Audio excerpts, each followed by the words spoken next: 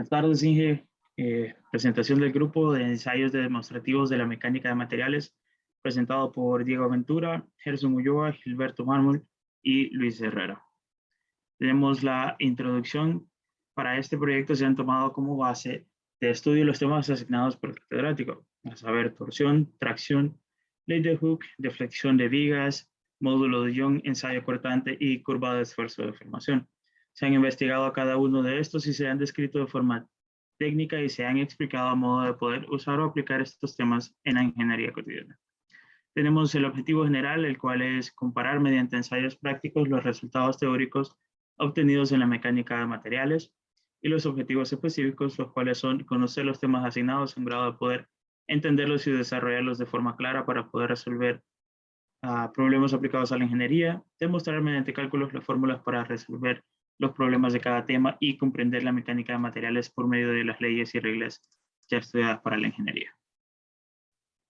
Buenas noches, yo les voy a hablar un poco acerca de lo que es la ley de Hooke. Básicamente la ley de elasticidad de Hooke, o simplemente ley de Hooke, es el principio físico en torno a la conducta elástica de los sólidos. Esta fue formulada en 1660 por el científico británico Robert Hooke, que fue un contemporáneo del célebre Isaac Newton. La teoría de esta ley nos dice que el desplazamiento o la deformación que sufre un objeto sometido a una fuerza será directamente proporcional a la fuerza deformante o a la carga. La ley de Hooke es sumamente útil en todos aquellos campos en los que se requiere el conocimiento pleno de una capacidad elástica de algún material. Esto nos dice que es muy bueno para la ingeniería, arquitectura y la construcción. Esta ley nos permite muchos ejemplos, por ejemplo, el peso de los automóviles y qué efecto tendrá sobre un puente y dependiendo de qué material sea el puente. También esta nos puede ayudar a calcular el comportamiento de un fuelle o un conjunto de resortes dentro de cualquier tipo de máquina o aparato industrial que se esté utilizando.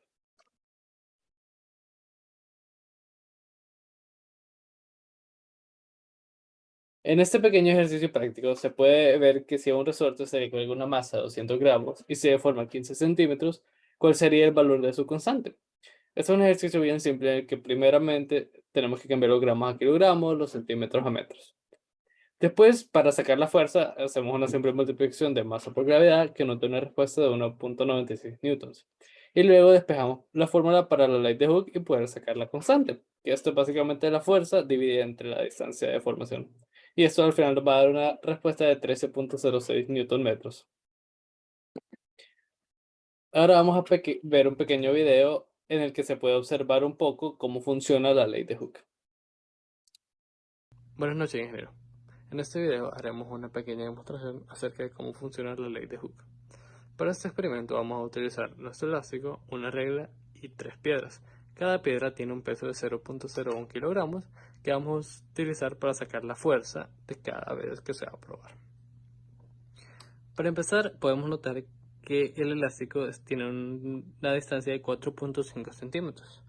Vamos a notar que al poner la primera piedra, la distancia entre nuestra base y nuestro elástico va a aumentar a 5 centímetros. Al poner una segunda piedra y poner un peso de 20 gramos, vamos a notar que llega a los 5.5 centímetros. Y por último, con la tercera piedra, notamos que tiene una distancia aún mayor de 6.3 centímetros. Como podemos notar, a medida vamos agregando peso a nuestro elástico o resorte, va a ir aumentando la distancia que tenía inicialmente cuando no había ningún peso.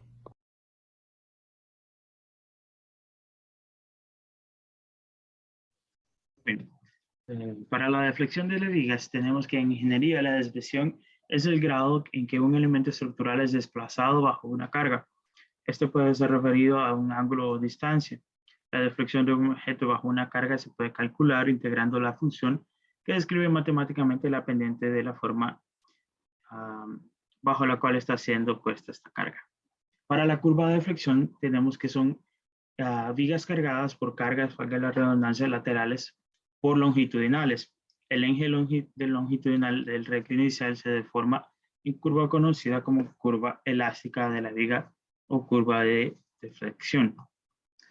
El ángulo de deflexión es la pendiente que se puede definir como el ángulo entre el eje longitudinal de la viga y la tangente construida por la curva de deformación de la viga en cualquier ubicación deseada. Tenemos la desviación, que es la traslación o desplazamiento de cualquier punto en el eje de la viga, medido en la dirección desde el eje longitudinal recto hasta el punto de la curva de flexión de la viga, y este se mide en milímetros. Tenemos un ejercicio práctico de deflexión, que estamos viendo una viga irregular, ¿verdad? Dividida en 4 secciones, donde se ha calculado en la sumatoria de las áreas, en Y también. Hemos calculado las inercias y los esfuerzos máximos de cada una de las secciones separadas para dar como resultado 4 tipos de esfuerzos diferentes. Buenos compañeros, yo les voy a hablar sobre el módulo de Young. El módulo de Young, también llamado el módulo de elasticidad longitudinal, es un parámetro que consigue revelar el comportamiento de un material elástico en función de la tipología de fuerza que se le aplique y el consiguiente aumento o disminución de la longitud de ese material. Por lo tanto, lo que busca es obtener la relación que se da entre la tensión que se le aplica al objeto en su eje longitudinal y la deformación medida en ese mismo eje. Así mide su comportamiento elástico y pronostica también el estiramiento de un material determinado. Esta, como podemos ver, es la fórmula para el módulo de Young, que es E igual a sigma sobre epsilon, y en el siguiente video estaremos viendo otra versión de la fórmula en la cual estaremos usando el desplazamiento de los materiales y lo estaremos multiplicando por la inercia del material.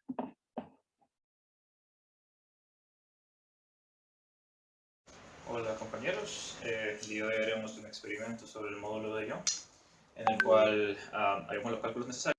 Hola compañeros, el día de hoy haremos un experimento sobre el módulo de Young, en el cual haremos los cálculos necesarios para encontrar el módulo de Young para estas dos varillas. Tenemos una varilla plástica rectangular hueca y esta varilla de madera. Ambas tienen la misma longitud de 493 milímetros, en el cual vamos a estar aplicando este peso de 2.5 kilogramos, el cual al convertirlo a newtons tendríamos 24.52 newtons. Entonces empezaremos con la varilla de plástico. Bueno compañeros, como podemos apreciar aquí, tenemos el desplazamiento de esta varilla de plástico. Con respecto a la referencia, vamos a usar esta regla para medir lo que es el desplazamiento, el cual nos da cerca de 33 milímetros. Ahora haremos el experimento con la varilla de madera. Bueno compañeros, como se puede apreciar aquí, el desplazamiento de la varilla de madera, ¿verdad?, no se ve tan grande como la de plástico, ¿verdad? Ahora vamos a medir lo que es el desplazamiento, que nos da cerca de 14 milímetros. Ahora con estos datos pasaremos a hacer los cálculos. Bueno, aquí como pueden apreciar ya tenemos los cálculos.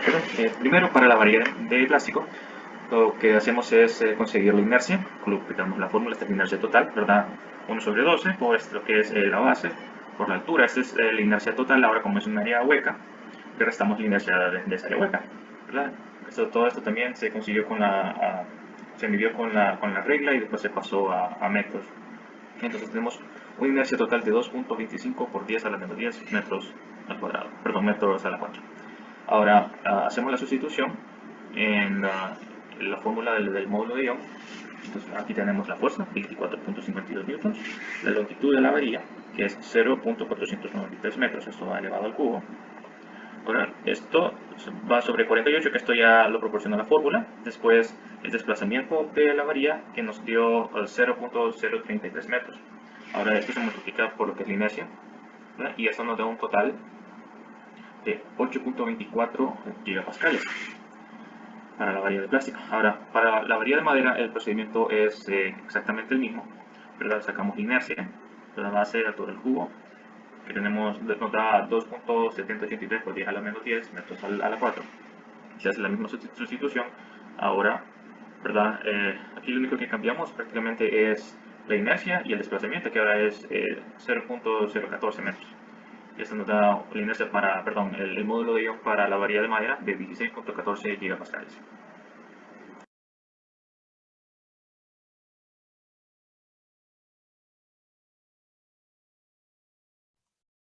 Bien. Para el ensayo cortante tenemos que es un ensayo que se basa en deslizar una pequeña porción de suelo respecto a otra a lo largo de un plano de falla predeterminado, mediante la acción de una fuerza de corte horizontal incrementada de a poco. ¿Por qué se debe ser un ensayo cortante? Cuando una estructura se apoya en la tierra, esta estructura transmite todos sus pesos y todas sus cargas al suelo sobre el cual está fundamentado o cimentado. Estos esfuerzos producen deformaciones en el suelo de las siguientes tres maneras.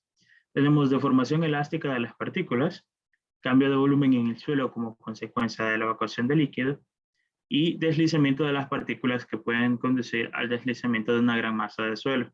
Ejemplo, las derrumbaciones que hemos tenido después de los huracanes hace poco en nuestro país. También tenemos los aspectos de corte que nos interesa cubrir, que pueden dividirse en 4 categorías. Resistencia al corte de un suelo no cohesivo, resistencia al corte drenado para suelos cohesivos, resistencia al corte residual y resistencia al corte para suelos muy finos bajo condiciones no drenadas. Tenemos la clasificación de los ensayos de corte directo, los cuales son ensayos no consolidados o no drenados. El corte se inicia antes de consolidar la muestra bajo la carga normal. Tenemos ensayo consolidado no drenado, donde la fuerza se aplica normal. Se observa el movimiento vertical hasta que pare el asentamiento antes de aplicar la fuerza cortante. Y tenemos el ensayo consolidado drenado. La fuerza normal se aplica y se demora la aplicación del corte hasta que se haya desarrollado todo el asentamiento. A continuación yo les voy a hablar un poco de la curva de fuerza de formación. Para empezar, el esfuerzo es una fuerza que actúa sobre el área unitaria en la que se aplica. Existen fuerzas de tensión, flexión, compresión y portantes. La curva usual de fuerza de formación expresa tanto el esfuerzo como la deformación en términos de las dimensiones originales de la probeta. Un procedimiento que es muy útil cuando se está interesado en determinar los datos de resistencia y de utilidad para el propósito de una ingeniería o del diseño que se va a tener. Es posible distinguir algunas características comunes entre los diagramas de fuerza de formación de varios grupos de materiales y dividirlos en dos amplias categorías, sobre la base que tienen esas características, que son materiales ductiles y materiales frágiles. Siguiente.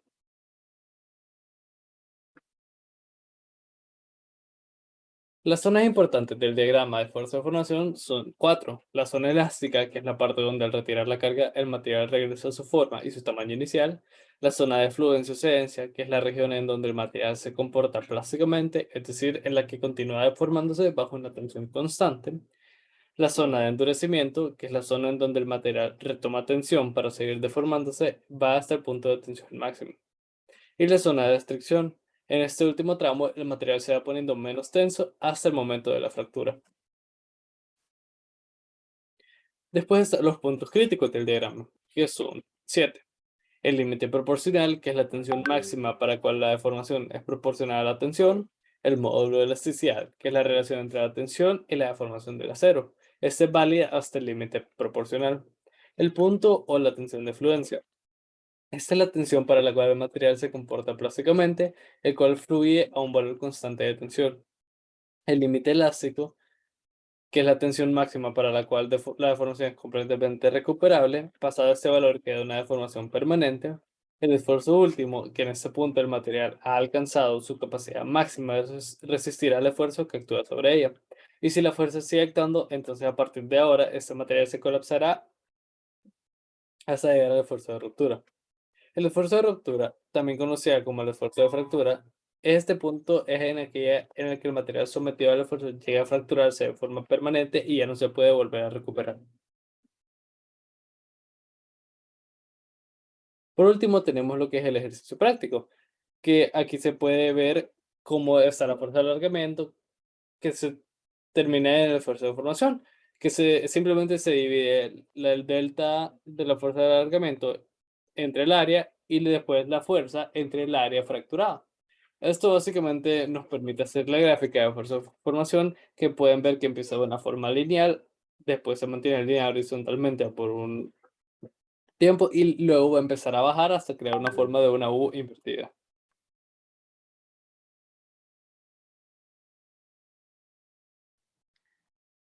Buenas tardes, ingeniero. En cuanto a la torsión, Tenemos de que este es un concepto utilizado en el campo de la ingeniería, la física, la mecánica, y se le denomina así a lo que sería la solicitación presentada al aplicar un momento, o mejor dicho, un torque, sobre un eje longitudinal de un elemento constructivo, como bien puede serlo un prisma mecánico, un eje, o un elemento donde haya una dimensión predominante sobre otras. Siguiente. En cuanto a características y aplicación de torsión tenemos, en cuanto a características, este tipo de aplicación de momento tiene una característica específica que sería que cualquier curva paralela al eje de la pieza deja de estar contenida en el plano que se formó inicialmente por las dos curvas. En cambio, la torsión genera lo que es una curva paralela al eje y este se refuerza alrededor de él. Cuando sucede el fenómeno de torsión, aparecen tensiones tangenciales, las cuales son paralelas a lo que sería la sección transversal de la pieza. Si dichas tensiones se representan por un campo vectorial, sus líneas de flujo circulan alrededor de lo que es una sección. En cuanto a aplicación de esta, tenemos de que uno de los usos más conocidos de la torsión es en el caso de las herramientas de enrosque. Las podemos ver en acción a través de los destornilladores, de las pinzas, por ejemplo.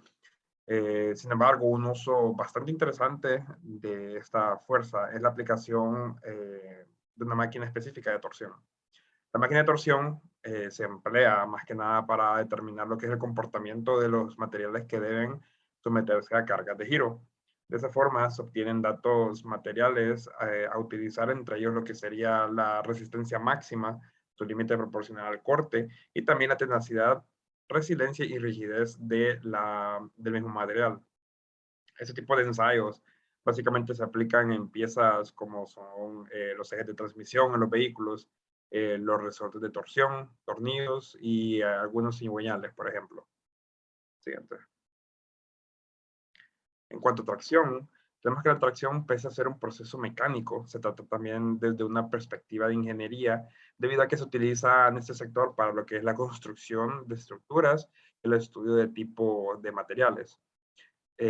Bajo este contexto tenemos de que la tracción es el esfuerzo interno al que se somete una cantidad de materia o un cuerpo debido a la aplicación de dos fuerzas vectoriales opuestas, dando por resultado su estiramiento. Siguiente. ¿Por qué es importante conocer y calcular lo que es la tracción?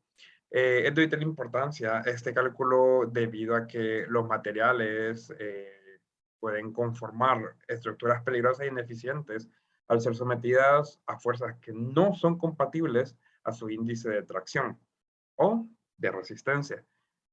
A ello se debe de que su importancia en el campo de la ingeniería, teniéndose que realizar varios ensayos de tracción a los materiales que van a utilizar, así como la interacción entre ellos. Fíjate.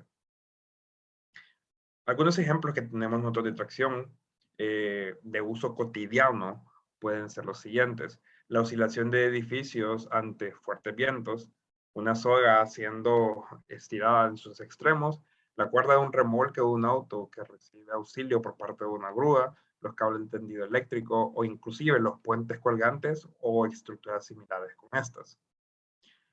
Siguiente.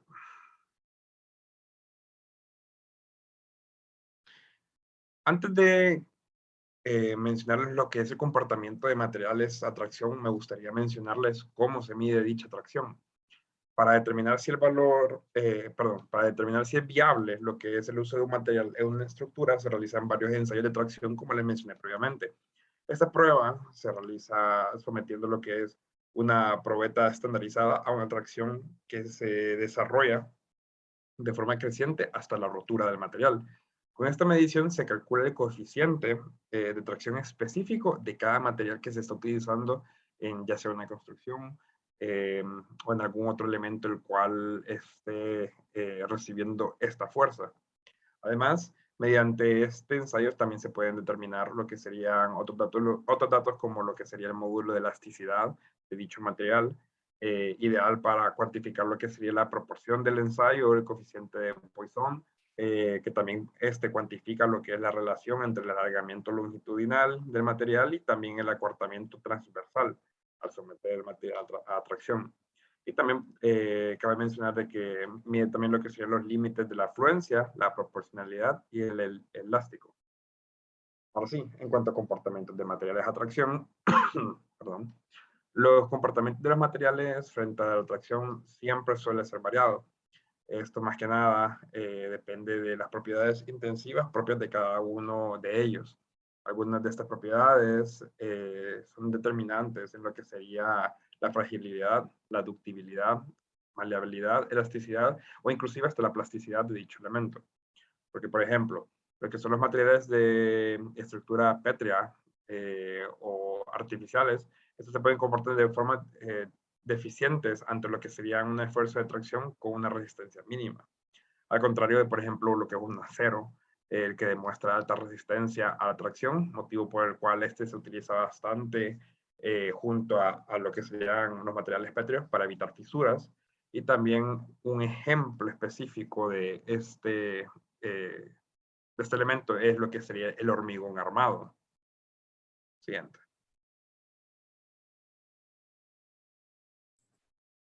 A favor de las recomendaciones, la manipulación manual de cargas entraña un riesgo elevado. Es fundamental tener presentes las siguientes recomendaciones para prevenir la fatiga muscular y evitar lesiones musculoesqueléticas. La primera de las medidas es evitar la manipulación manual de cargas mediante el uso de equipos para el manejo mecánico de las mismas, como grúas, carretillas, elevadoras, etc. Si no es posible evitar la manipulación manual, se deberá actuar sobre las características de la carga para reducir el riesgo a un nivel tolerable. Por ejemplo, el peso de las cargas debe minimizarse y no sobrepasar los 25 kilogramos o 15 kilogramos para trabajadores jóvenes, mujeres y mayores. También será preciso controlar las condiciones en las que se realiza la manipulación, como evitar el levantamiento de cargas a nivel del suelo o por encima de los hombros, por ejemplo, mediante el uso de mesas o superficies de altura regulable, y habilitar el espacio de trabajo suficiente que haga innecesaria la realización de giros y torsión del tronco.